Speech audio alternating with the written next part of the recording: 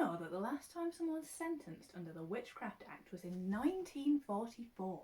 On this day in 1944, the police raided a séance and the Scotswoman Helen Duncan was arrested, becoming one of the last people to be tried and sentenced under the Witchcraft Act of 1735. A mother of 6, Duncan lived in Portsmouth and was said to have displayed a psychic ability from a very young age. Her nickname was Hellish Nell due to her behaviour as a child, but when you pair that with the witchcraft conviction, it sounds sick, doesn't it? That's also the name of a book about her by Malcolm Gaskill. It's very good. Now, Helen did all of the usual medium stuff. She communicated with the dead, she held séances, she did the whole ectoplasm thing where all of that foam stuff comes out of her mouth. Helen made hers using cheesecloth. She used egg whites and she used toilet paper, according to the London Spiritualist Alliance, who ran an investigation into her. Luckily for Nell, around this time there was a good old war, which meant that there were plenty of families who had loved ones who died horrible, traumatic, early deaths, who would give anything to be able to say goodbye and get some kind of closure.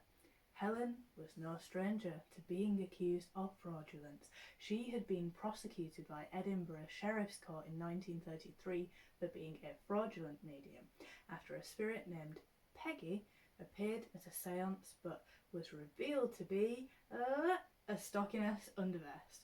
She was fined £10, about £600 in today's money.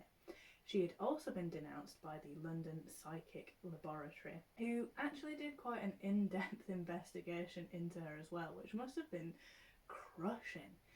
Nevertheless, there were plenty of people desperate for her services, and at a séance in 1941, she apparently spoke to the spirit of a sailor who had died when his ship, the HMS Barham, had been sunk. This ship had sunk off the coast of Egypt on the 25th of November 1941, killing 861 people, but the government kept it quiet, both to protect morale and also because I don't think the Germans actually knew that they had sunk the ship, so the man wanted to keep it that way for a little while. Because of this, the sinking wasn't actually reported to the public until the 27th of January 1942, and this brought Helen to the attention of the authorities as they were literally making posters that said, "Loose lips sink ships." Of course, there are many ways that Helen could have found out about this incident. She lived in Portsmouth, so there were so many sea soldiers just knocking about everywhere all the time. There were also a couple of survivors of the disaster, and next of kin had been informed eventually and asked to keep it quiet, but there is absolutely no way that 861 families are going to be able to keep that up, is there, right? So 2 lieutenants attended one of her seances, and they reported her to the police after some white cloth figures appeared claiming to be one of the lieutenant's sisters who was alive and his aunt who was also alive. She was essentially doing a puppet show. Because there wasn't a wild amount going on in 1944 really, undercover police were sent to her next séance, and they arrested her when she was pretending to be a spirit by standing under a white cloth like a rubbish Halloween costume. Her initial arrest was under Section 4 of the 1824 Vagrancy Act, which said, "Every person pretending or professing to tell fortunes or using any subtle craft, means, or device, by palmistry otherwise, to deceive and impose on any of His Majesty's subjects." But this was quite a minor offence really, and it was determined that actually her actions were way more harmful, and they found that if her crime came under the Section 4 of the Witchcraft Act of 1735, then her offence could carry jail time.